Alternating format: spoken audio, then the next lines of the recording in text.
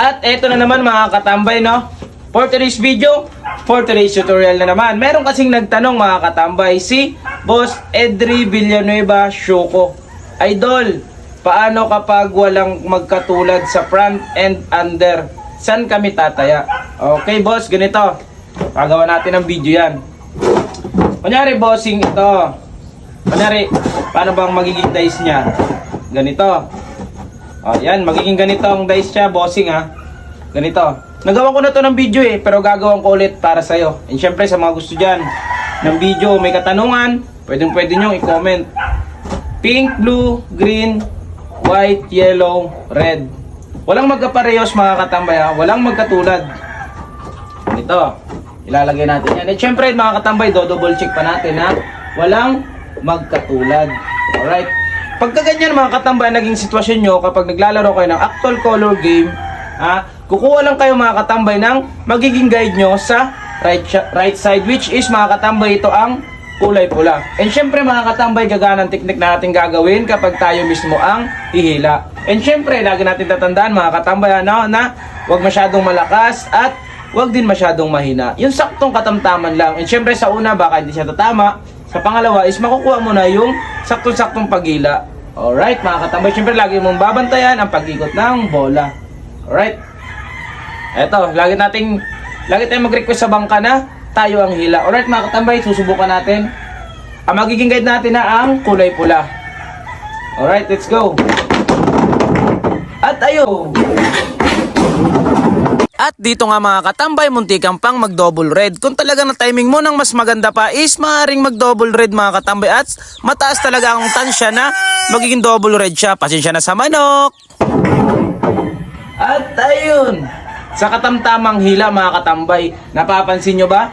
Muntikan pang mag-double red, diba? Muntikan pang mag-double red mga katambay. Pero lagi yung sinasabi, okay na yan. Kahit single red lang ang lumabas. Ang mahalaga is nanalo ka.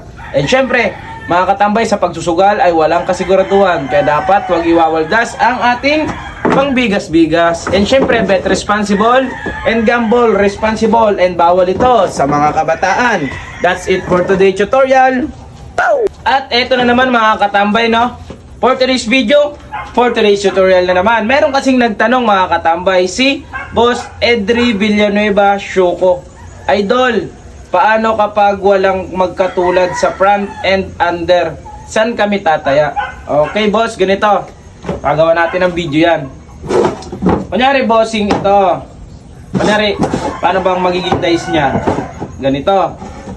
O yan, magiging ganito ang dice niya, bossing ha.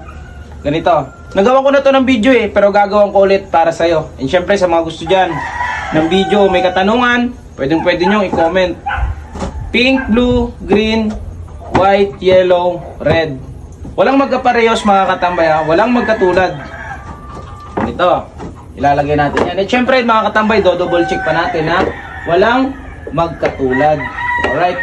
Pagka ganyan mga katambay, naging sitwasyon nyo kapag naglalaro kayo ng actual color game, ha, kukuha lang kayo mga katambay ng magiging guide nyo sa right side, which is mga katambay ito ang kulay pula. And syempre mga katambay, gaganang teknik na natin gagawin kapag tayo mismo ang hihila. And syempre, lagi natin tatandaan mga katambay na huwag masyadong malakas at huwag din masyadong mahina. Yung saktong katamtaman lang. And syempre sa una baka hindi siya tatama.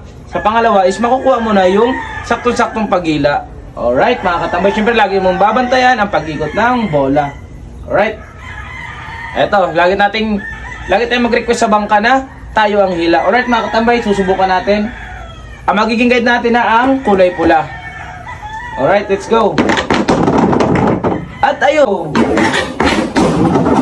At dito nga mga katambay, muntikang pang mag-double red. Kung talaga na timing mo ng mas maganda pa is maaaring mag-double red mga katambay. At mataas talaga ang tansya na magiging double red siya. Pasensya na sa manok.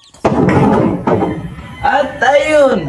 Sa katamtamang hila mga katambay, napapansin nyo ba? Muntikan pang mag-double red, diba? Muntikan pang mag-double red mga katambay. Pero lagi yung sinasabi, okay na yan. Kahit single red lang ang lumabas. Ang mahalaga is nanalo ka. And syempre, mga katambay, sa pagsusugal ay walang kasiguraduhan. Kaya dapat huwag iwawaldas ang ating pang bigas-bigas. And syempre, bet responsible and gamble responsible and bawal ito sa mga kabataan. That's it for today's tutorial.